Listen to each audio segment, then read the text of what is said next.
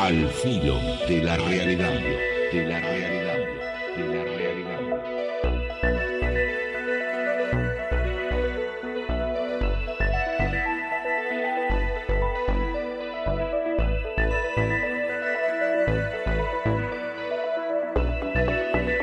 Muy buenas noches amigos, ¿cómo les va? Les habla Gustavo Fernández, aquí estamos haciendo una nueva edición de Al filo de la realidad, como siempre, con todas las novedades en el campo de la investigación del fenómeno OVNI, los enigmas extrasensoriales, el misterio de las civilizaciones desaparecidas. Como siempre también con todo el aporte temático de la gente del Centro de Armonización Integral y de quienes hacen posible que semana a semana nos reunamos en este punto de encuentro con lo desconocido. En la coordinación periodística, como ocurre programa a programa, Quique Marzo, secundado por Julio Guirao, la conducción técnica a cargo de Juan Ignacio Mundani y en la locución de turno el señor Luis Marín, que anda por ahí haciendo no sé qué, pero algo seguramente está haciendo con su tiempo. Como siempre saludamos a todos los amigos que siguen esta edición en Santa Fe y en Paraná a través de la onda de LT14 Radio General Urquiza y a los amigos oyentes de 29 emisoras de 5 provincias argentinas y de la cadena Iris de la República del Ecuador que en distintos días y horarios reciben esto que hemos dado en llamar Al filo de la realidad. Hoy, como ocurre semana a semana, con las novedades de las actividades del Centro de Armonización Integral, recibiendo las preguntas, las sugerencias, las críticas de nuestros oyentes, los teléfonos de aquí, de LT14, para que se contacten con nosotros, 2386. Quienes llamen fuera del departamento Paraná, recuerden dejar previamente la característica 043. Y también recibiendo, como ocurre todas las semanas, sus preguntas, sus inquietudes en los teléfonos de las oficinas del Centro de Armonización Integral en la ciudad de Santa Fe, 042. Dentro de las actividades ya inminentes del CAI, recuerden que mañana comenzamos las primeras jornadas sobre el ejercicio profesional de la parapsicología. Lo hacemos en las aulas del Centro de Armonización Integral. Los interesados que todavía no se hayan apersonado para formalizar su inscripción, esto está orientado a quienes ejercen profesionalmente la actividad de parapsicólogos, pero también estudiantes que en algún momento piensan dedicarse a estas actividades, pueden hacerlo acercándose 15 minutos antes del inicio de estas jornadas, que se van a extender de lunes a jueves en el Salón de San Martín 2171, local 39, en la Galería Sol Garden de Santa Fe, que es el aula del Centro de Armonización Integral. 15 minutos antes, les decía, del inicio de las actividades, pautadas para las 20 horas, 8 de la noche, pueden apersonarse para formalizar su inscripción. En estas jornadas, que durarán 4 días, tocaremos 4 temas puntuales. Los límites de la represión policial en la actividad parapsicológica, los aspectos jurídicos y legales del ejercicio de la parapsicología, la unificación de criterios y métodos entre parapsicólogos y quienes ejercen actividades afines, y finalmente la ética del parapsicólogo. 4 jornadas en 2 días que estarán a cargo de un colega nuestro, Aldo Ruiz Díaz. Lo tenemos sentado por acá, después lo vamos a hacer disfrutar un poco del uso del micrófono, a él que no le gusta hablar nada, y quien les habla, ¿no? Gustavo Fernández. Recuerden también que el lunes 24 comienza un nuevo curso básico de supervivencia que realiza el Centro de Armonización Integral aquí en Paraná. Los interesados en este curso, del cual ya en la edición anterior hemos adelantado el temario, pueden recabar mayores informes contactándose directamente con Quique Marzo, ya sea a los teléfonos de aquí de LT14 o bien al teléfono particular de Quique Marzo. ¿No lo dije bien? Lo dije bien. Y para redondear un poco esta parafernalia de inminentes actividades, recuerden que el domingo 20 de marzo hacemos contra viento y marea la fiesta de despedida de año que el CAI y el programa Al filo de la realidad tienen pautado, convocando a todos los oyentes de este programa. Para los despistados que se enganchan recién hoy y dicen, ¿pero cómo? El 20 de marzo, fiesta de despedida de año. Recuerden, para quienes estamos en estos temas, para quienes nos dedicamos a ahondar lo parapsicológico y lo esotérico, el año no termina el 31 de diciembre, fecha azarosa y circunstancial si las hay, sino termina el 20 de marzo, porque el primer día del año astronómico y astrológico es precisamente el 21 de marzo, primer día de tránsito del Sol por el signo zodiacal de Aries. Eso lo hemos explicado en otro programa, no vamos a ser redundante. El 20 de marzo, entonces, domingo, realizamos esta fiesta de despedida del año esotérico que hace Al Filo de la Realidad, donde invitamos a todos los oyentes. Acá no hay excusa para que ninguno de ustedes dejen de venir, porque la entrada a esta fiesta de fin de año es absolutamente libre y gratuita. Están muy avanzadas, gracias a la amabilidad de Luis Marín, las conversaciones con la comisión directiva del Club Cervantes aquí en Paraná, club que se encuentra en la intersección de Santiago del Estero y 25 de junio, quienes posiblemente, esto está a punto de definirse, cederán sus instalaciones para la realización de esta reunión, que no va a tener nada de académico, nada de formal, no va a ser una conferencia, va a ser una verdadera fiesta entre amigos. Todos los amigos de Al Filo de la Realidad entonces están invitados, y lo único que les pedimos es que a partir de hoy, a través de todas las emisiones, vayan contactando con las oficinas del CAI al 042 o con esta emisora durante la puesta en el aire del programa para poder nosotros definir la cantidad de gente que va a ir y poder ofrecerles la asistencia y el servicio que ustedes se merecen. Bueno, nos llamen, nos digan: yo me llamo fulano de tal, yo voy a estar en la fiesta ese día, como para que nosotros lo anotemos y podamos saber, acercándonos al 20 de marzo, cuál es el número exacto de gente que va a concurrir. Entonces, todos los que no tengan nada mejor que hacer el 20 de marzo y que quieran acercarse a esa fiesta, que además va a posibilitar que transmitamos en vivo y en directo desde exteriores esa noche el programa del Filo de la Realidad, llámenos previamente, por ejemplo, ahora, al 23786, nos van dando sus nombres, los vamos anotando para saber exactamente cuánta gente va a ir y poder responder con todos los servicios prometidos. Hoy tenemos vuelo del Moscardón. Hay mucha gente que se pone contenta cuando uno dice que nos vamos a pelear con alguien. Hoy tenemos Revolviendo la Biblioteca. Hoy tenemos el segmento habitual de noticias. Hoy vamos a hablar del Congreso de Vida Después de la Muerte. Vamos a hablar del uso militar de la parapsicología.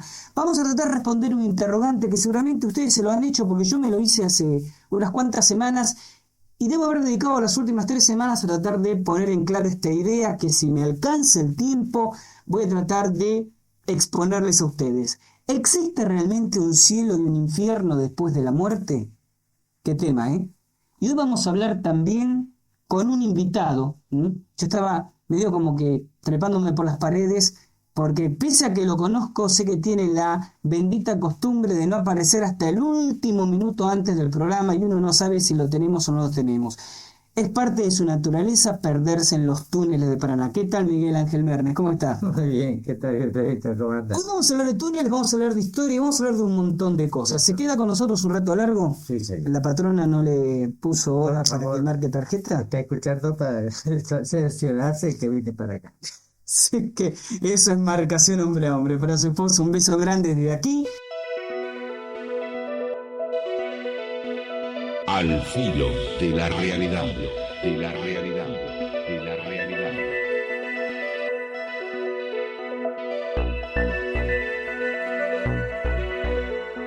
Bueno, ya empezaron a sonar los teléfonos, hicieron punta los oyentes de Santa Fe. Llamó Susana Bertona, nos envía saludos, gracias Susana, y nos llamó Silvana de Santa Fe. Nos pregunta qué son los agujeros negros. Bueno, voy a tratar de ser sintético con la respuesta, Silvana, porque es un tema que no solo hemos tratado extensamente en nuestros programas, sino también lo hemos entroncado con fenómenos propios de lo que podríamos denominar la parafísica, ¿no? Vos recordás que yo muchas veces dije que la palabra parapsicología nos queda estrecha para definir todos los fenómenos que estudiamos los parapsicólogos, que si la seguimos usando es un poco por costumbre, porque nos falta un mejor término, o bien porque si empleáramos algún término alternativo, como por ejemplo radiónica o psicotrónica, mucha gente que no tendría la menor idea de qué se trata simplemente ni se engancharía con estas temáticas. Pero que así como hay una parapsicología, para es un prefijo griego que significa al margen de, tendríamos que hablar de una parafísica, tendríamos que hablar de una parabiología, yo creo que tendríamos que hablar hasta de una parahistoria, ¿no? Entonces, en algún comentario sobre, quería llegar a esto, Silvana, sobre parafísica, hemos hablado de agujeros negros. De todas maneras, te comento que el concepto de agujero negro es un concepto que nace del campo de la astronomía, y que tiene interesantes implicancias para todos los que nos dedicamos a investigar estos fenómenos. Sucintamente, ¿qué es un agujero negro? Vos sabés que las estrellas son cuerpos celestes que no tienen una estabilidad permanente a lo largo de su existencia física. O sea, una estrella nace, evoluciona y muere. Nuestro Sol, como de hecho es una estrella, en algún momento, esperemos que dentro de muchos miles de millones de años, va a desaparecer. Ahora bien, ¿cómo desaparece una estrella? Una estrella puede desaparecer de dos maneras. O comenzar a aumentar su volumen en un proceso de expansión que termina traduciéndose en una explosión de la estrella, transformándose así en lo que astronómicamente se conocen como novas o supernovas, son estrellas que estallan, que explotan, o bien por una serie de procesos que sería muy largo de explicar ahora, además sumamente complejos.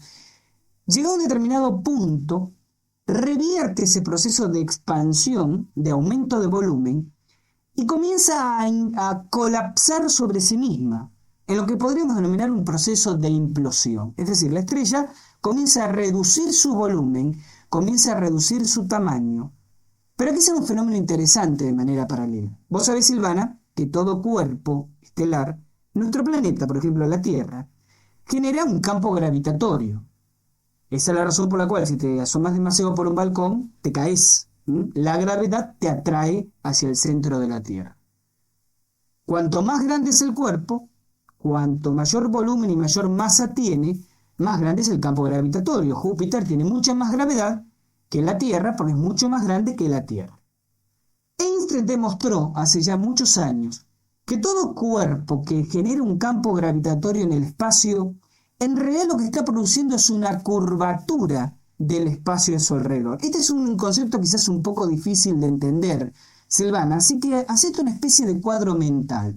Imagínate que estás dibujando en un pizarrón un círculo, ese círculo representa un planeta, y alrededor de ese planeta es como una bolsa, dentro del cual está el círculo. Bueno, esa bolsa que dibujaste alrededor del planeta es la curvatura espacial que la gravedad genera a su alrededor. Cuando mayor es el cuerpo, cuando mayor es el campo gravitatorio, más profunda y dilatada es esa bolsa de gravedad que ocasiona a su alrededor. Volvamos a lo que decía de las estrellas. Cuando la estrella comienza ese proceso de implosión, cuando la estrella en lugar de estallar, como te decía, colapsa sobre sí misma, sigue aumentando el campo gravitatorio, aunque esté al mismo tiempo, paradójicamente, aumentando su volumen.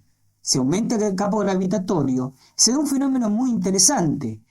El cuerpo se reduce de tamaño, pero la bolsa gravitatoria del que yo te hablaba antes sigue aumentando.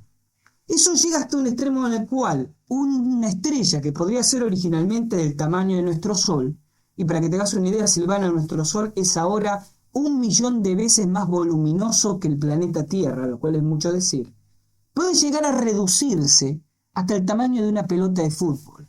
Imagina vos, Silvana, toda la materia que hay en una estrella como el Sol, 1.000.000 de veces más grande que nuestro planeta, comprimida hasta el tamaño de una pelota de fútbol.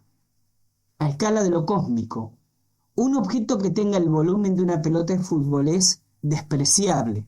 Podemos decir que en términos matemáticos se redujo hasta un límite tendiendo a infinito. Pero si se redujo hasta un límite tendiendo a infinito y su involución es inversamente proporcional al aumento de la gravedad, esto quiere decir, Silvana, que su gravedad aumentó hasta un límite tendiendo a infinito. Para volver al ejemplo del pizarrón, la bolsa gravitatoria dentro de la cual está esta estrella se expandió tanto que se desfondó. Ya casi no detectamos la estrella, ya casi no existe como cuerpo y tenemos un agujero negro. Porque un agujero negro es entonces una zona del espacio donde no hay materia aparente, pero con una gravedad tan intensa que nada puede escapar a él, ni siquiera la luz, que en las proximidades del agujero negro se desvía y es capturado por él mismo. Por eso el nombre agujero negro. Ahora bien, hay un fenómeno interesante. Supongamos, Silvana, que yo fuera un astronauta que me parara en el espacio, me suspendiera en el espacio a cierta distancia del agujero negro y encendiera una linterna. Es tan intensa la gravedad del agujero negro que el haz de luz de la linterna, hasta la luz misma, se desviaría de una aparente trayectoria recta que debería tener y es chupado, es absorbido por el agujero negro. Pero otro observador, suponete que vos fueras un astronauta suspendida a cierta distancia, vería que el haz de luz cae en el agujero negro, que es un espacio de nada, es un espacio de vacío. Hablo de vacío físico, ¿no? Pero de infinita tensión gravitatoria. Vos verías que la luz cae en el agujero negro y no va a ningún lado, como si desapareciera en la nada. Pero algo como la energía luminosa no puede desaparecer en la nada. ¿Hacia dónde va? Y algunos astrofísicos han postulado que esa especie de bolsa gravitatoria desfondada, que es el agujero negro, sería una especie de hueco que comunicaría con un universo paralelo. Y ponen un ejemplo. Hay en el universo unos objetos estelares que reciben el nombre de quasars, contracción de dos términos ingleses que significa objeto cuasi estelar, porque son objetos que se comportan como estrellas, que emiten luz como las estrellas, emiten radiación como las estrellas, pero no son estrellas. Es un punto de la nada, donde de la nada sale luz, energía, rayos X, radiación. Esos son los cuásares. Y así como algo que cae en un agujero negro no puede desaparecer en la nada, tampoco puede surgir algo de la nada. ¿Sí? Y entonces estos astrofísicos han afirmado que la materia que cae en un agujero negro en nuestro universo es vomitada en un universo paralelo a través de un cuásar en ese universo paralelo. Y que los cuásares de nuestro universo serían los agujeros negros del universo paralelo. Vale decir que esa energía, esa materia que es succionada por un agujero negro en un universo paralelo, en otra dimensión, si querés llamarlo así, aparece en nuestro universo en forma de cuásar. Y viceversa. La materia que es absorbida por un agujero negro, la energía que es absorbida por un agujero negro en nuestro universo, aparece en ese otro universo paralelo, en esa otra dimensión, como un cuásar de otra dimensión. Esto respondemos a tu pregunta, Silvana. Me avisa aquí que Susana se acaba de anotar para la fiesta. Aplausos, medalla y beso. La primera persona que se anotó para esta fiesta. Miguel Ángel Mernes. Antes de ir a los titulares de noticias, vamos entrando en tema. Mucha gente ya lo conoce, ustedes todos lo conocen por mil historias, ¿no? Y muchos oyentes lo conocen porque hemos hablado, ya perdí la cuenta de la cantidad de ocasiones, sobre su cruzada, yo la denominaría así, ¿no? Su cruzada por rehabilitar el tema de los túneles en Paraná.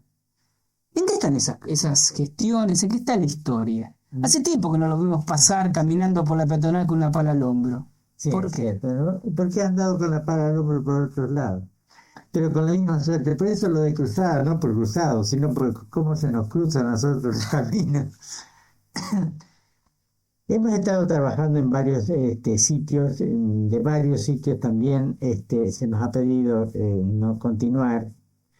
Vamos a comenzar en esta otra semana. Alto, para ahí que eso me gusta. Sí, señor. ¿Quién le ha pedido no continuar? ¿Por razones arqueológicas? ¿Por razones metodológicas? ¿Por razones de intereses creados? Sin explicaciones. Entendemos que es por intereses O creados. sea, gente que le dijo no caben, Exactamente. no abran túneles, No continúen. no continúen. ¿Esa gente tiene poder como para ordenarle a usted una cosa así? Aparentemente sí, poder político.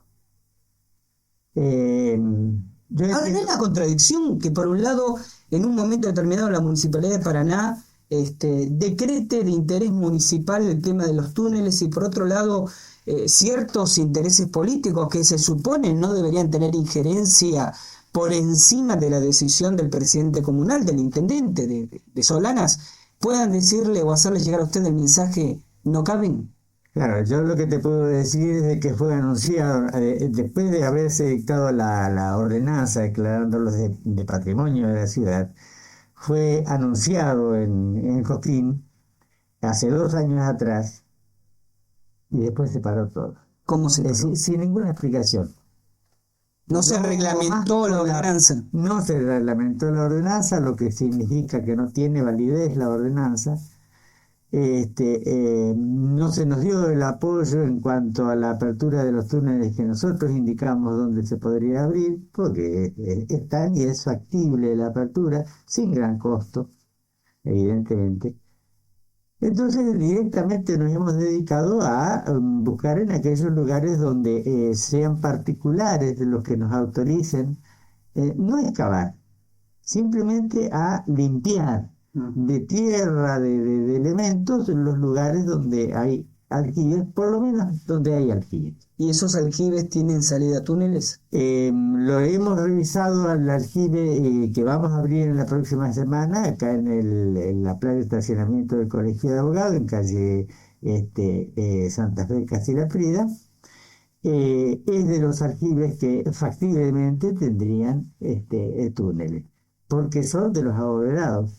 Es decir, es un aljibe que se hizo, si es que se hizo en el siglo pasado, probablemente tendríamos conocimiento de la existencia de túneles en esos aljibes.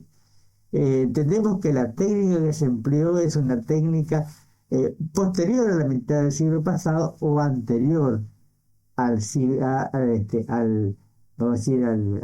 del siglo XVIII. Creemos que puede haber posibilidades de que tenga túnel, sobre todo por la cercanía de la Casa de Gobierno. Sabemos que hacia la Casa del Gobierno, por esa calle, iba un túnel, que allá en la época del gobernador Fabres, en el 71, se destruyó cuando se remodeló la plaza que allí había para hacer la playa de estacionamiento. Es decir, hay un porcentaje de probabilidad de encontrar túneles, pero acá lo importante es los por qué.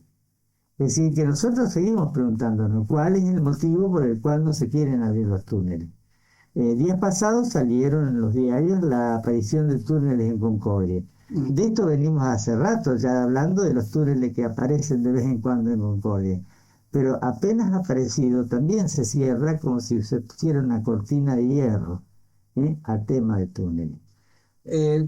Sintéticamente, si es que un tema tan arduo y tan espinoso se puede sintetizar, ¿por qué no se quiere que salga a la luz, en el doble sentido, ¿no? En el sentido historiográfico, en el sentido físico, los túneles de Paraná, de Concordia? ¿Por qué no se quieren Entre Ríos que el tema salga a la luz cuando otras provincias han recuperado ese patrimonio histórico? Claro, nosotros tenemos que partir de base hipotética, es decir, no sabemos a ciencia cierta de qué se trata. Pensamos que por la cantidad de esqueletos impresionante de esqueletos que hay dentro de los túneles y que no tienen explicación. No tiene una explicación, y de tenerla esa explicación nos retrotrae al pasado lejano o a un pasado reciente.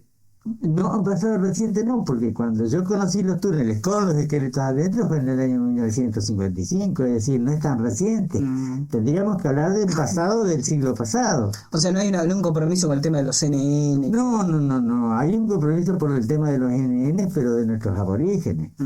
Es probable que el genocidio que se hizo con los aborígenes, lo que pasó en la conquista del desierto, pasó acá de otra manera, encerrándolos en los túneles, dejándolos morir en los túneles.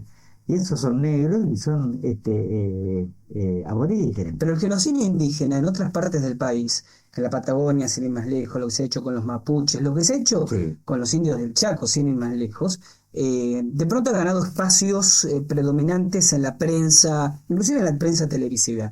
¿Qué hace que aquí en particular sea tan limitado el tema, sea tan asfixiado el tema? Porque no se lo ha tomado por ese lado. Es decir, nadie hasta ahora no se ha pensado de que eso pueden ser nuestros antiguos, nuestros orígenes, nuestros aborígenes del siglo pasado. Aquellos que peleaban la guerra con Ramírez, con Urquiza, incluso con Chávez y con Rosa. hubo un motivo por el cual allá se desaparece, se mata a mansalva a los indios en el sur, en la Patagonia. Acá no fue tan a mansalva, pero fue cruel, porque evidentemente han sido, en la forma en que están diseminados los esqueletos, han sido eliminados de la peor forma, dejándolos encerrados que se mueran de hambre.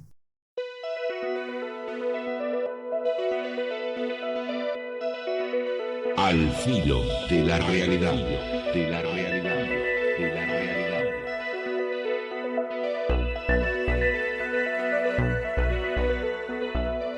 Llamó una señora de apellido Capa, entiendo que es, de Nogoyá, quien por un lado comenta ser amiga de Miguel Ángel Mernes, pero por otro lado hace esta pregunta: ¿Mernes goza de suficiente autoridad para estar en el programa?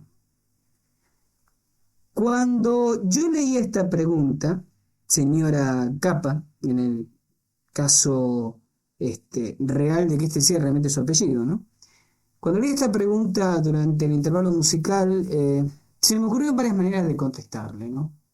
Y digamos que por merecer usted todo el respeto por ser, aunque sea circunstancialmente, no lo sé, quizás no, un oyente del programa, voy a tratar de ser lo más preciso y puntual en mi respuesta.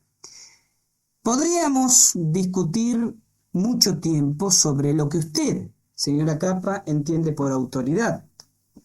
Si la autoridad está constreñida a un diploma colgado en la pared, si para hablar de este tema Miguel Ángel Mernes debería exhibir títulos de historiador académico, de arqueólogo, entonces no, Miguel Ángel Mernes no goza de suficiente, y en ese caso no gozaría de ninguna autoridad. Pero el tema pasa por otro lado.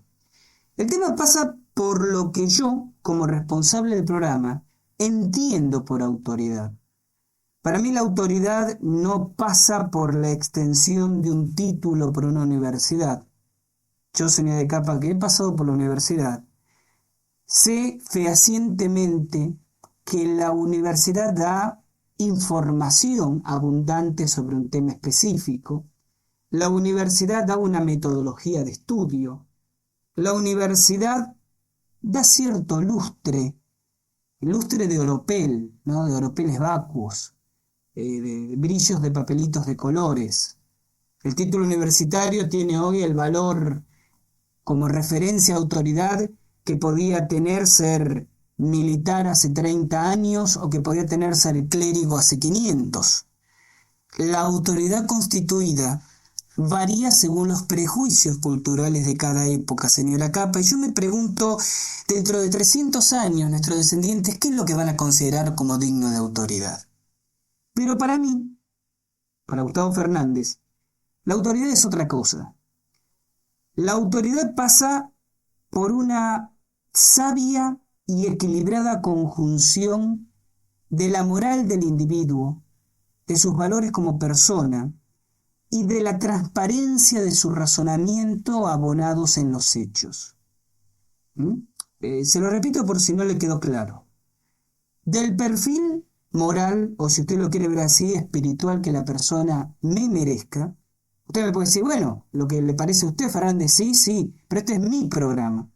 Y me reservo el derecho, en el ámbito de mi programa, de elegir no solo a mis invitados, sino de manejar los que yo creo patrones de autoridad.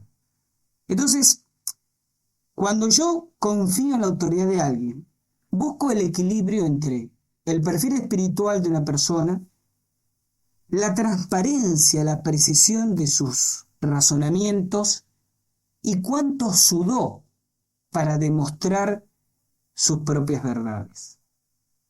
Desde ese punto de vista, Miguel Ángel Mernes tiene toda la autoridad que humanamente le sea conferible. Aún a riesgo de equivocarse, pero después de todo, aún los grandes títulos, los guardapolvos blancos y los diplomas, ¿cuántas veces se equivocan? ¿Cuántos abogados pierden los casos? ¿A cuántos médicos se le mueren los pacientes? La autoridad no es sinónimo de perfección, no es sinónimo de inexorabilidad en los juicios. Es apenas un referente humano. Por eso es tan importante el aspecto humano. Mernes, y no lo digo porque esté Mernes presente, Miguel Ángel sabe que pienso así, y además lo han sabido ustedes en alguna oportunidad que yo he comentado esto, tiene el mérito que muchos que pontifican de saco y corbata desde atrás de un escritorio carecen en absoluto, de haberse embarrado los zapatos y algo más de su anatomía, tratando de demostrar en los hechos sus teorías.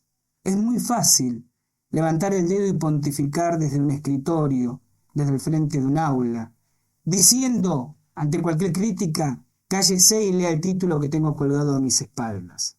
Es muy difícil, es terriblemente difícil, más aún en sociedades como las del interior del país, donde persiste cierta mentalidad medieval en el concepto de lo que académicamente es correcto o incorrecto. Es terriblemente difícil poder levantar el dedo lleno de barro o sucio de empuñar la pala, cuando de pronto no se tiene ese papelito para mostrar. Los papelitos son solo papelitos. Los hechos perviven en el tiempo. Eso es lo que da la autoridad. Quizás Miguel Ángel Mernes esté equivocado en parte o en muchas cosas de la que dice. Y alguna vez yo se lo he dicho que de pronto en lo personal, y con el terrible riesgo de equivocarme porque soy un ignaro, es decir, un soberbio ignorante en este tema, quizás intuitivamente no estoy de acuerdo con muchas cosas de las que él dice, pero tiene a su favor, y esto es lo que trata sobre todo de rescatar este programa, señora Capa, tiene a su favor la honestidad de actuar en función de lo que piensa, más allá de las conveniencias, más allá del qué dirán, más allá de esa mentalidad tercermundista de nuestro país, donde parecería que las cosas son ciertas si las dice un docto universitario, y no lo son si lo dice un hombre común de la calle. Este es un país donde Ford, el inventor de los automóviles, del modelo de automóvil Ford, no habría hecho carrera, porque tenía una excelente idea y todas las ganas de ponerse a trabajar en esa idea, pero era un simple mecánico, no tenía títulos. Y en este país es terrible que a finales del siglo XX nos importen más los oropeles académicos que la idea, que lo que el individuo tenga para decir. Y así como usted, señora Capa, como quizás no tan anónima oyente de este programa, tiene todo el derecho de decir lo que piensa en este programa, a través de una pregunta, a través de una llamada telefónica o acercándose por aquí, ¿cuánto no más derecho tendrá Miguel Ángel Mernes, que ha invertido su tiempo y su dinero detrás de una idea? Porque eso es un valor que se ha perdido en la sociedad contemporánea y es fundamentalmente lo que yo quiero reivindicar. Jugarse por una idea. Aunque esa idea esté condenada al fracaso, aunque se crucen todos los obstáculos posibles, como yo dije alguna vez, lo único que dignifica al ser humano es su capacidad de seguir luchando aunque todo parezca estar perdido. Y creo que de eso puede dar cátedra Miguel Ángel Mernes. Antes de seguir con las preguntas y con los temas, vamos a soltar del frasco a un bichito bastante molesto. Llegó el momento del vuelo del moscardón.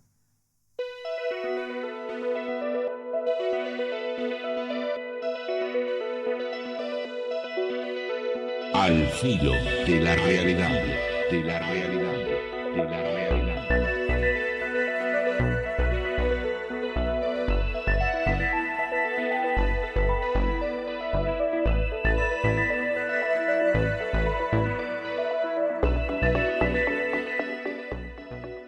Hay quien dice que los comentarios anteriores tendrían que haber entrado en esta sección. No, está bien, eso era parte. El vuelo del moscardón empieza aquí y ahora. Voy a hablar de un sujeto de quien tangencialmente en alguna ocasión hice referencia en este programa, ¿no? Y ustedes recordarán que en muchas ocasiones yo cuando hablaba de cómo distinguir a un buen parapsicólogo de un manochanto o curandero, como me gusta decir a mí, porque hay buenos manosantas y buenos curanderos, decía que una de las cosas que uno tiene que tomar en cuenta es si la persona trabaja con nombre y apellido completo o con seudónimo. Yo siempre digo que el seudónimo es una forma falaz de cobardía espiritual, una manera de esconderse y ponerse a cubierto por si uno se manda una metida de pata. Como yo siempre digo, yo soy Gustavo Fernández para mis aciertos y para hacerme responsable de mis fracasos, pero si yo me anunciara como el hermano Gustavo o el Pai Fernández, y perjudico a alguien, ¿quién me busca, cómo y dónde para hacerme rendir cuentas de mis errores? Esto de actuar en el ambiente parapsicológico con seudónimo, a mí me parece, además de tortuoso y cobarde, me parece absolutamente execrable. No creo, o sea, la historia pasa quizás por el cierto cholulismo barato de un segmento de público que acude a los consultorios de los pseudos parapsicólogos, que cuando estos se presentan con nombres rimbombantes, profesor Cagliostro, por ejemplo, doctor Ramsés, parece que adquiriera mayor poder, ¿no? Pero no hay ninguna razón que justifique, ni siquiera esotéricamente, fíjense lo que les digo, el hecho de elegir un seudónimo. Y yo digo que muchas veces esta clase de parapsicólogos o parapsicólogas que se esconden detrás de seudónimos me hacen recordar a las prostitutas, con todo el respeto que las chicas de la calle me merecen, que me lo merecen mucho más que estos pseudo colegas, que también se cambian el nombre, ¿no? Medio como para escapar a las represalias, a la policía y demás. Estos pseudos parapsicólogos creo que están haciendo algo parecido. Cuando yo alguna vez he hablado de este tema, he mencionado al pasar seudónimos, aunque me gusta más la expresión alias, ¿no? Como en las crónicas policiales, porque así van a terminar, por otra parte, con que giran y actúan en el ambiente santafesino. He hablado de algún Don Juan, he hablado de algún parapsicólogo y grafólogo John, que habría que pronunciar como Joón, porque lo escribe con doble O. Seguramente no tiene la menor idea de cómo es la grafía correcta de ese nombre. Y como dice un buen amigo mío, que siempre está regresando de Brasil y parecería que nunca va a Brasil. Es un comentario de Aldo, ¿no? Que está por acá atrás. Alguna vez él lo dijo. Y es cierto, ¿no? Por aquello de que parece que si el tipo viene de Brasil, tiene más conocimientos parapsicológicos que nosotros pobres criollos, que puede tener más conocimientos brujeriles o espiritistas, pero parapsicológicos, niente. Pero nunca había tenido alguna apreciación personal con este parapsicólogo y grafólogo John, que anuncia en los clasificados del diario El Litoral, sin ir más lejos por si ustedes quieren buscarlo. Hasta que conocí hace poco un caso, no voy a dar el nombre, es una persona que merece la más absoluta confianza, y por su propia seguridad no voy a mencionar el nombre. Yo lo tengo y me reservo este planteo que estoy haciendo. Yo me hago absolutamente responsable de este comentario. Quien me relata sus experiencias con este parapsicólogo y grafólogo John.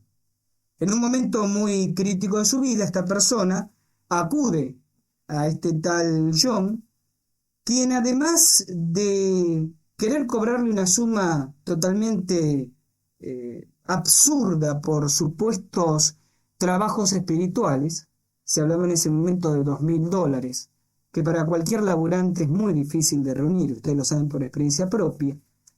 Ante la negación o la reticencia de esta persona de abonar esa suma, y sobre todo cuando esta persona deja de frecuentar porque como que no le olía bien este planteo que John le hacía, comienza a personarse el susodicho individuo en la vivienda particular de esta persona, no solo reclamándole insistentemente el pago de los $2.000, sino argumentándole que él acababa de descubrir que le habían hecho un trabajo de muerte, que solo él, y únicamente él, en todo el mundo podía sacárselo, y que si no le pagaba pronto para empezar el trabajo, esta persona iba a morir en cualquier momento. Más allá de lo ridículo de que alguien se atribuya una capacidad excluyente de solucionarles trabajos, daños, pachichío, laburos a los demás. Porque en el caso eventual de que eso existiera, si yo lo sé hacer, eso implica necesariamente que tiene que haber muchos colegas como yo que estarán igualmente, quizás un poco menos y quizás un poco más capacitados para hacerlo. Pero nadie tiene el poder como yo siempre digo, ¿no? Nadie saca una espada y dice, yo tengo el poder al mejor estilo de un He-Man parapsicológico, para decir yo hago lo que nadie puede hacer. Yo quiero apuntar a lo perverso, a lo morboso, a lo maquiavélico de aprovechar el bajón anímico, la depresión espiritual de una persona, meterle el dedo en la herida y revolvérselo, tratando de incrementar sus miedos con el mero afán de apropiarse de una suma cualquiera, sea esta exagerada o sea esta exigua. Voy a lo inmoral del proceder de este tal John, y me encantaría saber su verdadero nombre para proceder policialmente, de este tal John, que no tiene inconveniente ante el miedo, el desconcierto y la angustia de una persona que está sufriendo, amenazarla con la muerte si no le paga $2.000. Motivo más que suficiente, no solo para que John esté en el vuelo del Moscardón. Yo creo que es motivo más que suficiente para que John y muchos que trabajan como él sepan cómo se ve un calabozo, pero desde el lado de adentro. Así pasó por hoy el vuelo del Moscardón.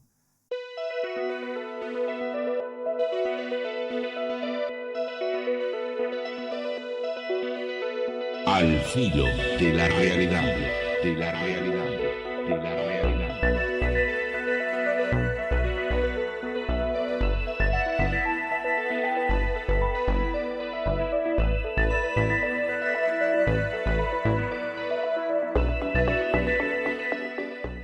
Me ha llamó Toto, dice, si no fuera por la gente que se embarra como Mernes, la ciencia no progresaría. Totalmente de acuerdo, Toto.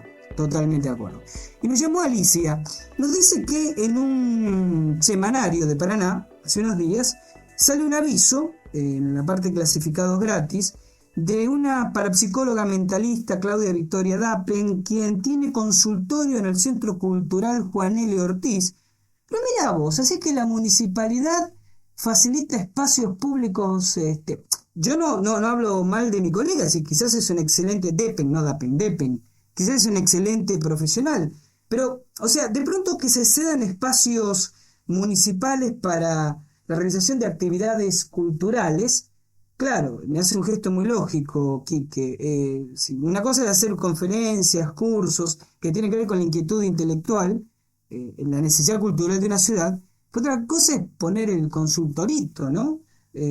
Espero por lo menos, que el uso del Centro Cultural Juan L. Ortiz, que hace esta parapsicóloga y mentalista Claudia Victoria Deppen, le reditúe al municipio algunos pesitos, ¿no? O sea, no quiero suponer que por algún tipo de contacto personal se lo dieron gratis, cuando en última instancia la luz y los servicios que se consumen en el centro municipal lo pagan quienes viven en Paraná y pagan sus impuestos.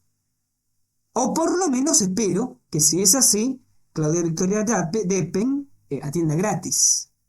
Sería interesante saber si atiende gratis o si por el contrario, bueno, el municipio en un, yo diría, moderno y pionero acto de privatización, le alquila, aunque sea el metro cuadrado, para tener ciertos réditos. Ese es un tema interesante. Bueno, pero Alicia, que me pasa todos los datos de este aviso, me pregunta ¿qué diferencia hay entre parapsicólogo y mentalista? Es una diferencia formal, Alicia. El mentalista fundamentalmente es aquel que aplica técnicas de control mental. Quien se anuncia como mentalista exclusivamente emplea técnicas de control mental. Quien se anuncia como mentalista y parapsicólogo se supone que emplea técnicas de control mental y otro tipo de técnicas, quizás más basado en la paratología que emplea el parapsicólogo y que le habilitan para emplear ese título. Bueno, y antes de ir a otro tema musical, después volvemos con Miguel Ángel Mernes, tenemos todavía noticias, revolviendo la biblioteca, tenemos cielo, infierno, tenemos como siempre un toco de temas que no nos van a alcanzar las 2 horas para agotarlo. Les paso un pequeño aviso clasificado de un amigo nuestro. Podríamos abrir una sección para juntar unos dinerillos en el filo de la realidad, tipo bolsa de trabajo, ¿no? Canjes, ventas varias. Avisen al filo de la realidad. Los que tengan algo para vender, para comprar, que tenga que ver con lo brujeril, podríamos agruparlo. Bueno, un amigo nuestro, Pepe Vidal de Santa Fe, tiene en venta una colección de 11 tomos de Lo Inexplicado. Ahora hablando en serio, ¿no? Una interesantísima colección española que carga unos cuantos años sobre sus espaldas, creo que fue editado en 1980, pero que es de lo más serio que a nivel enciclopedia se ha hecho sobre todos estos temas: parapsicología, tarot, control mental, ovnis, hipnosis, civilizaciones desaparecidas. Esta colección, aparte de estar magníficamente bien ilustrada, es temáticamente de lo más serio. Yo he tenido el gusto de tenerla en mis manos, digo que es excelente, que se puede conseguir. Quienes quieran entonces averiguar, bueno, en qué condiciones Pepe Vidal vende esta colección, comuníquense en el 042 6 horario de comercio. Terminamos la sección avisos clasificados de Al Filo de la Realidad. Vamos a un tema musical.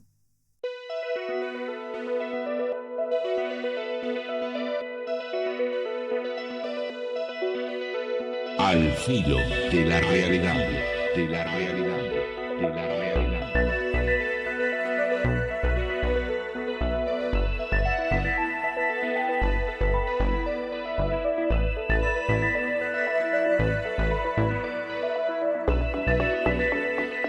Seguimos este programa, seguimos con llamado oyente. Llamó Perla, dice que le gustó mucho lo que dije de Mernes. Besos para Miguel. Allá un beso de Perla para usted. Y un oyente, no se agarre la cabeza, son oyentes que llaman. Y un oyente pregunta cuál es la dirección exacta del Club Cervantes, donde hacemos la fiesta del fin de año esotérico. Honestamente no la sé. Sé que está en Santiago del Estero y 25 de junio, pero realmente, aunque la supiera, no la diría. ¿Saben por qué? Porque yo sé que si les digo la dirección exacta del club, muchos despistados me van a caer directamente el mismo 20 en el club.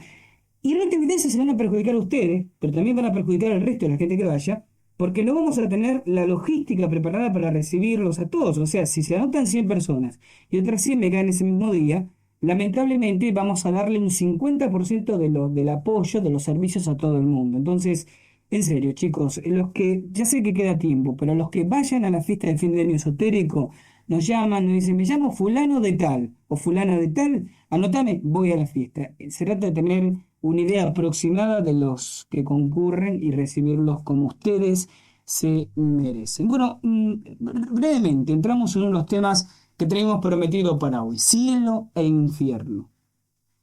¿Qué pasa después de la muerte? Pero más allá de los planteos que muchas veces hemos hecho en este programa, cuando hablamos de paquetes de memoria, de cuál es la naturaleza del psiquismo que sobrevive a la destrucción física, de cómo siente, de qué percibe un paquete de memoria, hay un tema que no hemos abundado, quizás no por una cuestión de carencia de material.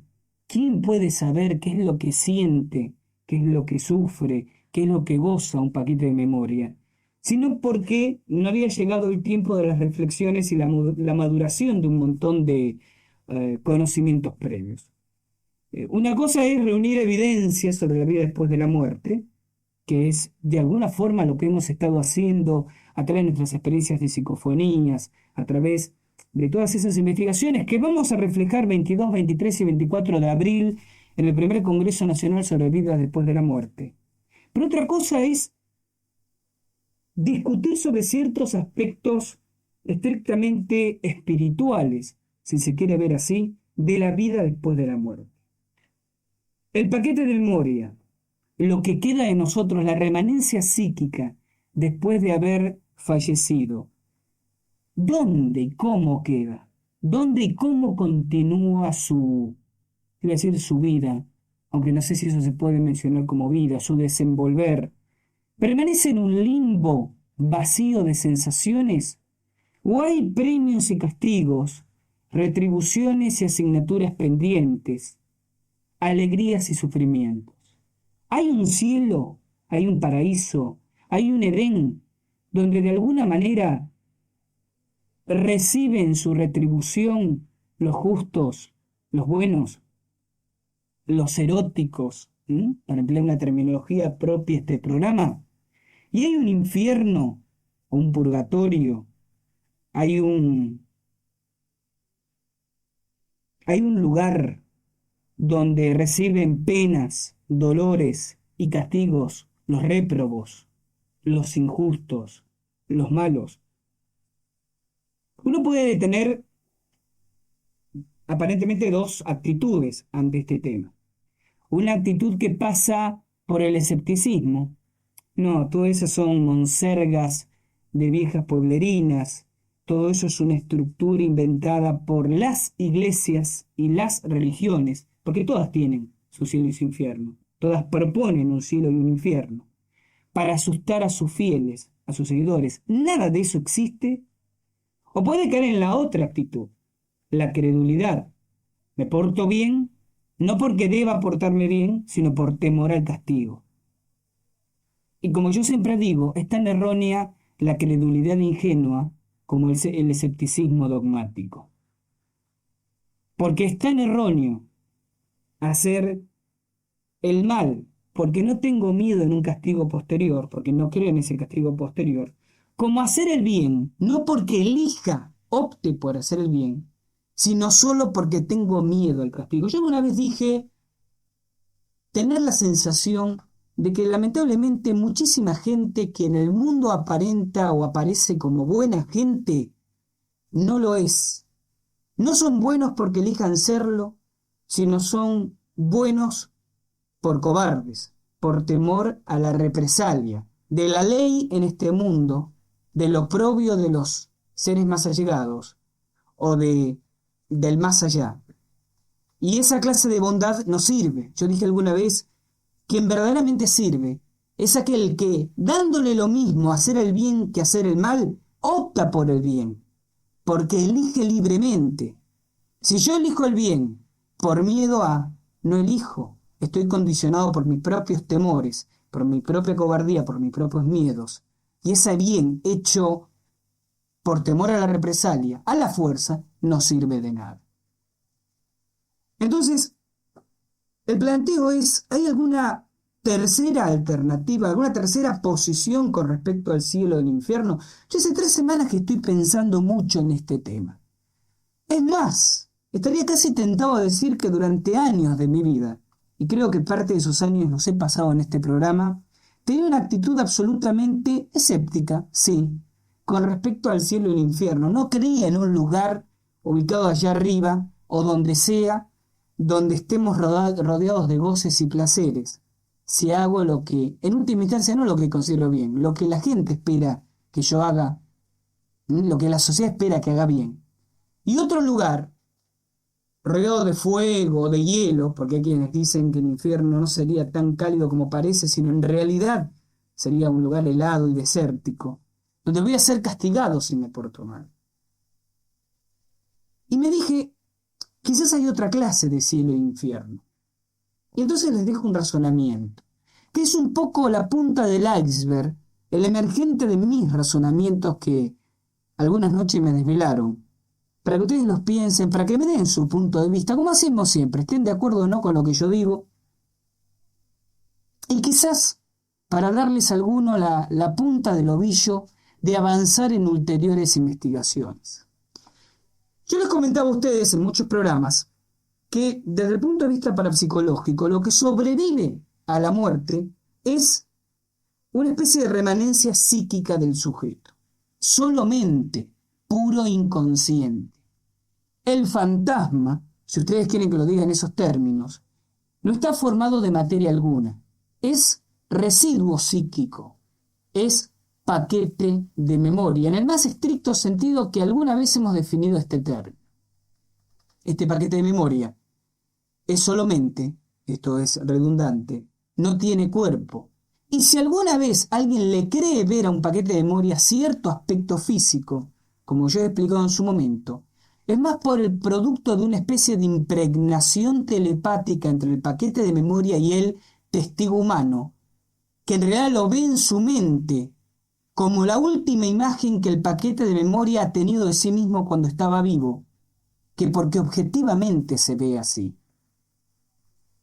Esta especie de facilidad para expresarse telepáticamente que tendría el paquete de memoria es consecuencia natural del hecho de que al destruirse su cuerpo físico, el paquete de memoria pierde conciencia. Ustedes saben que la mente tiene 2 aspectos, el consciente y el inconsciente.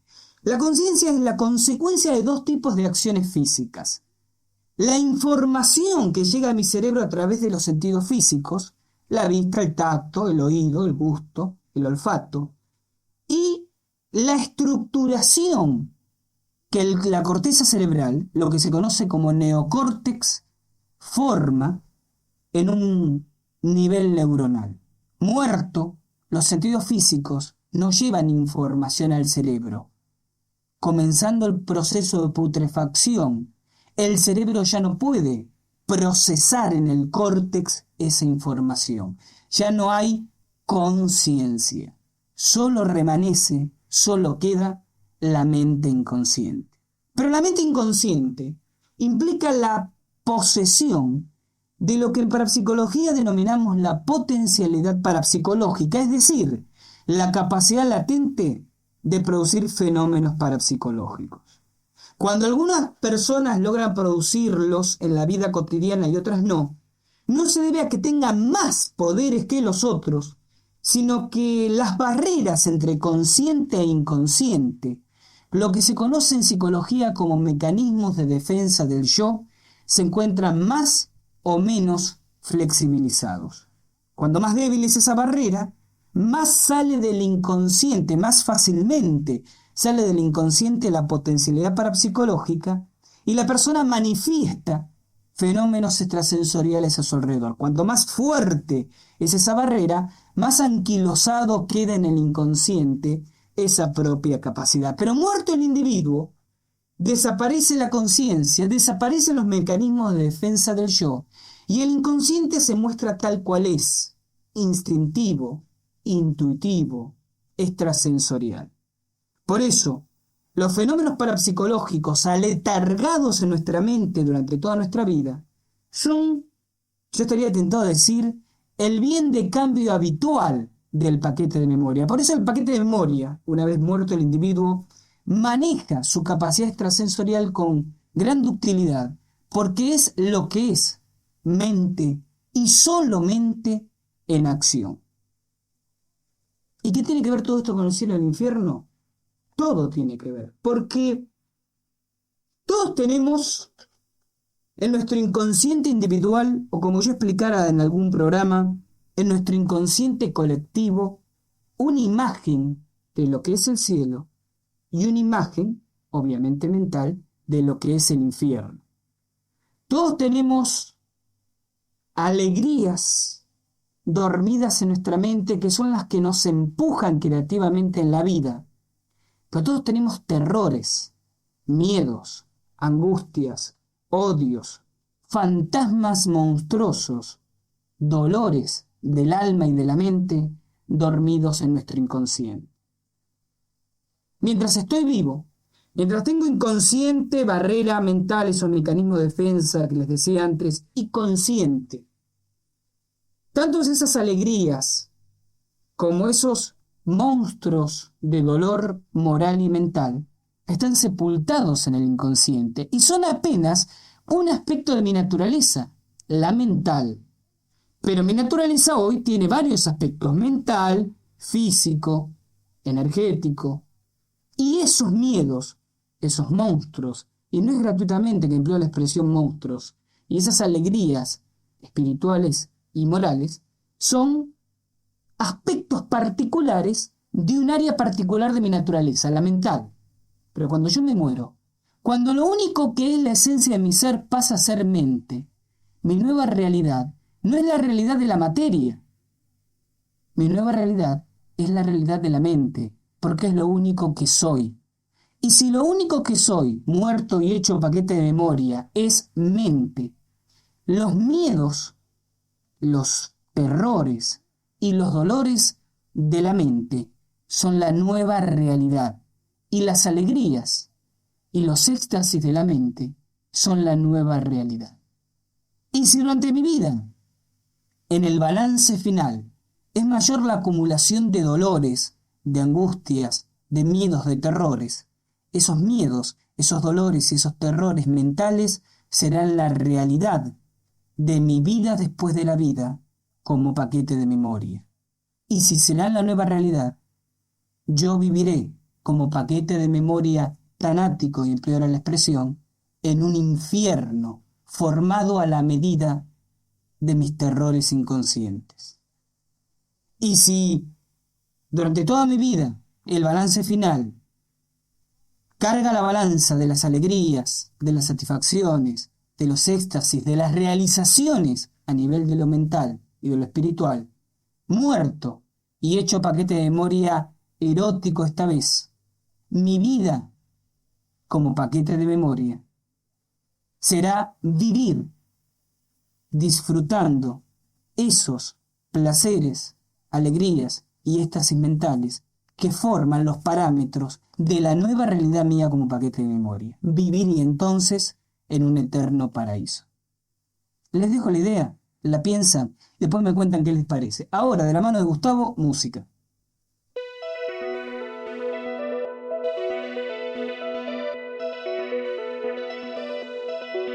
Al filo de la realidad, de la realidad, de la realidad.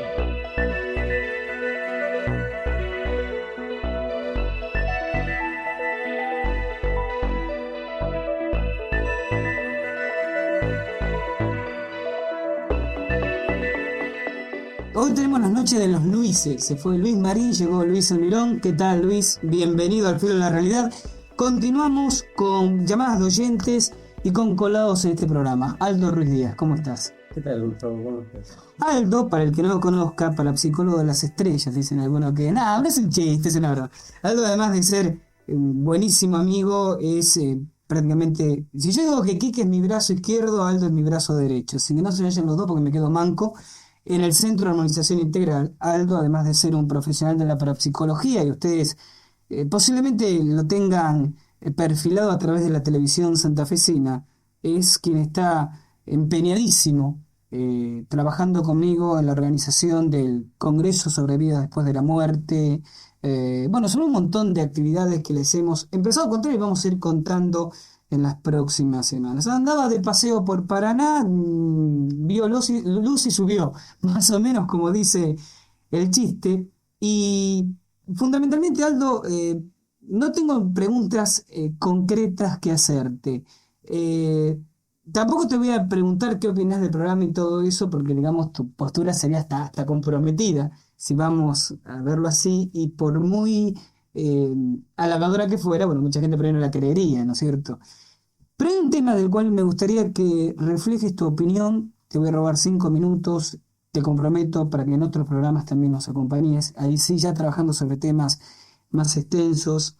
Hay algo que hemos conversado muchas veces, ¿no? Café mediante, mate mediante, que es la degradación que tiene la profesión del parapsicólogo en este momento en el país. Estaba leyendo un artículo hace unos días, vos sabés que en Barcelona se hizo hace unos meses un congreso mundial sobre ciencias y parapsicología, y me resultó apasionante el nivel científico de las ponencias, más allá de los títulos, para que no se nos enoje otro oyente, más allá de los títulos, el nivel de los expositores era de...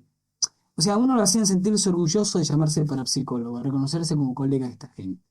Mañana comienza en Santa Fe una jornada sobre actividad, sobre el ejercicio de actividad profesional en parapsicología. Sos expositor en esa jornada junto conmigo. Y hay uno de tus temas puntuales que concierne a la ética del parapsicólogo. La pregunta es un poco la que yo quizás me puedo responder, pero me gustaría que la gente escuche otro punto de vista, que puede ser coincidente con el mío, pero a través de otra voz. Y que mucha gente se hace, ¿no? Yo tengo por aquí la llamada de un señor que no se identificó, dice que acaba de visitar un curandero que tiene su consultorio en calle 704 y Gabriela Mistral, aquí en Paraná. Se va a tratar de comunicar conmigo durante la semana para darme más información. Parece cundir este descrédito de lo parapsicológico. La pregunta entonces concretamente es esta. Más allá de las recomendaciones habituales, para que la gente no se queme con un pseudo parapsicólogo, ¿qué hace a la ética el ejercicio de la parapsicología? ¿Cuándo es ético y cuándo es antiético actuar en parapsicología? Bueno, yo siempre te suelo comentar lo siguiente, que básicamente, como yo siempre digo, que tiene la culpa el chancho o el que le da de comer. Yo creo que la gente muchas veces entra en un facilismo o en una ley de entropía por la cual no se asesora bien de los profesionales a quien quiere consultar. Y básicamente trata de ir primero al curandero o al currandero que a un profesional propiamente dicho. Muchos problemas que la gente o la población tiene lo puede resolver un profesional idóneo que tal vez no sea en parapsicología, pero como tiene la tendencia al facilismo y a lo mágico, recurre al curandero y no al parapsicólogo. Discúlpame, una crítica que por ahí la gente podría hacer es el comentario, que lo comparto, el comentario, pero sé que alguien puede estar pensándolo es, yo tengo un problema, no sé a quién acudir, entonces, como no puedo informarme previamente, ¿qué hago? Si llego a un lugar, curandero parapsicólogo o curandero vestido disfrazado de parapsicólogo, ¿y cómo sé si confiar o no? ¿Cómo sé después de la primera entrevista si voy a tener que seguir ir yendo o no?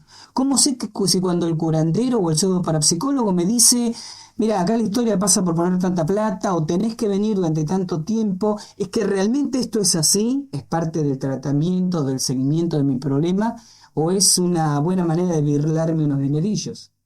Claro, esto tiene mucho que ver con todo lo que estuviste diciendo en el programa, principalmente en el vuelo de Moscardón, o en estas noticias que diste con respecto a el ejercicio profesional de de una señora en un palacio municipal.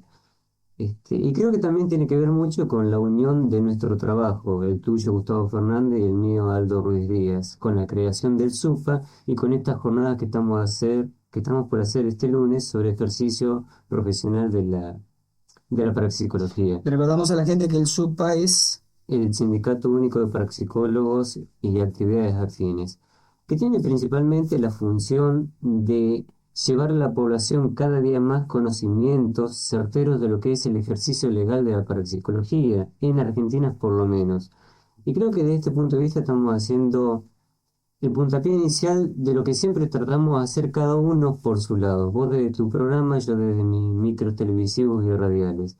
Es tratar de despertar a la gente y hacerle saber bien dónde está uno y dónde está otro. Y creo que esto tiene muchos beneficios para la gente. Desde el punto desde que no se abusan de su bolsillo, ni de su credulidad, ni de su moralidad, como el caso que vos comentabas anteriormente. Creo que básicamente ahora es donde comenzamos a dar el puntapié como para que la gente ya no pueda decir y escudarse en la excusita, y como vos siempre decís, de que yo no tenía la suficiente información como para decir, bueno, este no me convenía. Sino que de ahora en más, el SUPA está comprometido con la población de hacerle saber constantemente, a través de todos los medios de difusión periodística, dónde está uno y dónde está el otro. Claro, es como un compromiso recíproco, ¿no? Es decir, Exacto. nosotros nos obligamos a comentarle a la gente dónde está encolumnado cada colega o supuesto colega, pero la gente ya no puede decir, como muy bien Exacto. dijiste, ¿y yo qué hago? ¿A dónde acudo o cómo averiguo? Y fíjate vos que el primer puntapié inicial que da el SUPA, el Sindicato Único de Parapsicólogos y Actividades Afines, es el de realizar la jornada de ejercicio profesional de la actividad parapsicológica, que no solamente está dictado para profesionales en concreto, sino también para alumnos y para todo aquel que quiera saber algo más de la profesión. Invitamos también aquí a otros profesionales de otros conocimientos del saber humano, como es la medicina, la psicología o la psiquiatría, para que sepa bien ¿de qué se trata el parapsicólogo? Claro, ese es Porque el no se punto. trata, no Ese es se el sabe. punto.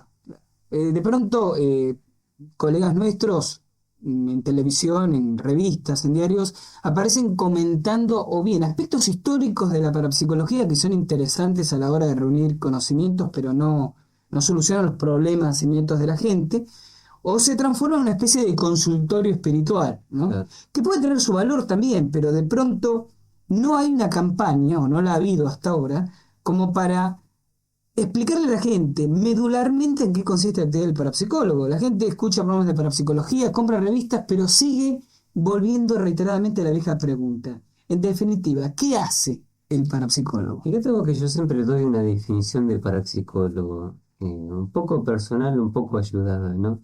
Que dice que el parapsicólogo es aquella persona que busca para sí mismo y a partir de ahí para la comunidad mejorar la calidad de vida. fomentando la práctica de técnicas armonizadoras, combatiendo energías negativas y provocando la perfecta distribución de las positivas. Y te lo paso en castellano para la gente que me está escuchando. Que todo buen parapsicólogo primero tiene que trabajar sobre, si usted quiere llamarlo, sobre su propia espiritualidad, porque eso en definitiva es lo que estamos entregando a la otra persona. Si yo voy al parapsicólogo, al curandero, y me encuentro que tiene una cara de rayado, peor que la que yo traigo con mis problemas histéricos tal vez, ¿qué me va a poder solucionar él si no lo pudo solucionar consigo mismo? Nadie puede dar aquello que no tiene. Es como si me estás pidiendo plata y yo no la tengo, ¿qué te voy a estar dando? Y si te doy algo, tal vez sea algo falso, que después a la larga o a la corta te va a estar perjudicando. Lo que vos apuntás a señalar es que, a diferencia quizás de muchas otras profesiones, el perfil humano, el perfil humano en su más holístico sentido, ¿no? Es decir, de equilibrio físico, de equilibrio mental, de equilibrio afectivo, del profesional para la psicología, va de la mano con su nivel profesional. Por supuesto. Es decir, un abogado, para poner un ejemplo, puede ser absolutamente deplorable como ser humano, pero ser un buen profesional. Acá en parapsicología no podemos permitirnos ese lujo. Tampoco nos podemos permitir el lujo de, como algunos dicen, pseudos parapsicólogos por supuesto, que salen del consultorio y se descuelgan el chaleco de parapsicólogos, porque parapsicólogos somos las 24 horas del día y principalmente hasta cuando dormimos, porque no es simplemente una profesión más, que todas me merecen el mayor respeto. Pero el ingeniero químico sale del laboratorio, dejó hacer los brebajes y se terminó la química para él y es un ser comúnmente. En cambio, el parapsicólogo continuamente durante las 24 horas del día está trabajando sobre su parte tanto moral, espiritual, psicológica y profesional para entregar a la población ese tipo de cosas.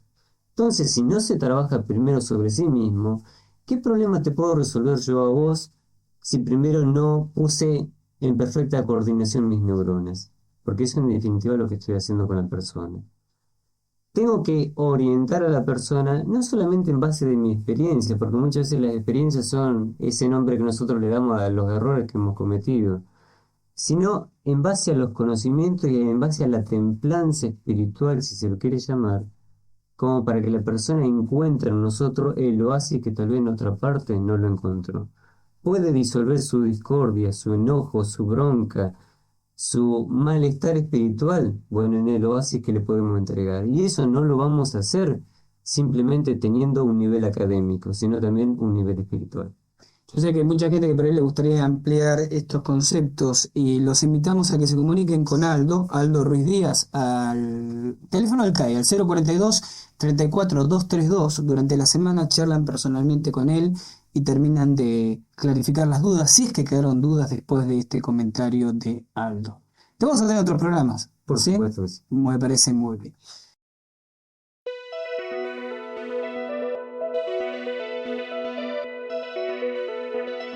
Al filo de la realidad, de la realidad, de la realidad.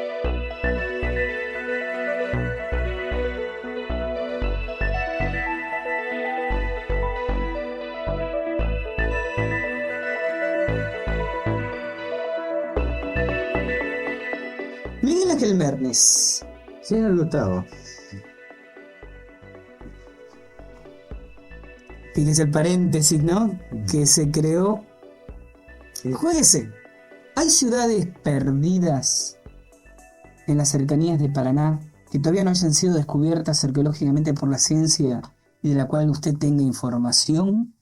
Hay un mapa por ahí de Martín del Musí, creo que levantado a fines del siglo pasado, y ubica, es una referencia que en la primera parte de un artículo de un trabajo de Miguel Ángel Mernes, yo le cuento esto a los oyentes, ¿no? Bajo el título Paraná, ciudad, su historia oculta, que en la primera parte va a salir en el próximo número de la revista El Filo de la Realidad, aparece la reproducción de un mapa hecho en el siglo pasado, donde supuestamente en las afueras de esta ciudad de Paraná habría una villa que en la realidad geográfica no existe. ¿Hay alguna ciudad perdida históricamente hablando acá cerca? efectivamente. No solamente por los datos que da Martín de Musí. No digamos dónde está, porque si no Claro. provocamos una estampida de buscadores de tesoro, ¿no? En el Atlas Geográfico de Martín de Musí de 1873 aparece un damero lugar, ¿no es cierto?, al norte de España. Aclare lo que es un damero, que hay gente que Es no lo un sabe. cuadriculado que reproduce, ¿no es cierto?, la existencia de una ciudad española, típicamente española, que es el trazado en damero. Ese damero fue reproducido en ese atlas de Martín de Musí en todas las colonias fundadas en el siglo pasado, pero con excepción del único damero que aparece donde no estaba la colonia de Villurquiza. Es decir, que se ha querido tapar un árbol llenándolo de más árboles, pero no se ha tenido en cuenta no solamente lo que dice y los estudios arqueológicos que hizo Martín de Musí, sino que viene otra persona ya en este siglo, que es el pintor Cesario Bernardo de Quirós, y pinta el lugar ese, ¿eh?, con su isla, con su barranca, cerca, él vivía cerca de ese lugar, y el título que le pone en su cuadro es Puertas de la Tierra. Aquella frase de... Aquella frase de Juan de Garay, cuando viene a fundar Santa Fe. Abrir Venía las a puertas. abrir las puertas de la tierra. Efectivamente, yo entiendo de que si se hace un buen trabajo de arqueología, nosotros por lo pronto ya hemos solicitado, se nos está por entregar fotografías aéreas, aerofotometría que ha hecho la base aérea en esa zona. Ver la posibilidad de encontrar vestigios, es decir, llenar toda la parte técnica, lo que a nosotros siempre nos dicen, que nosotros no actuamos con rigor científico. Es decir, hay en el grupo que estamos trabajando profesores de geografía, profesores de historia. Entendemos que podemos tener suerte. Yo quisiera, Gustavito, dejar tranquila a la señora Chita de Nogoyá. Yo sé que ella me ha devuelto una broma de las tantas que yo le hago.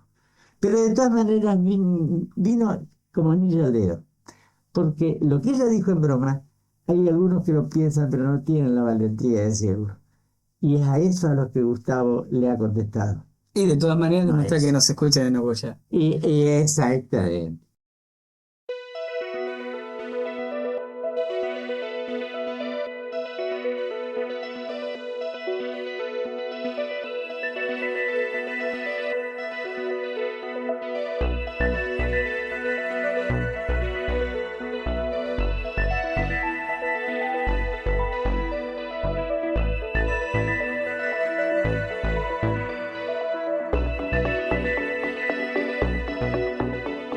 Al filo de la realidad.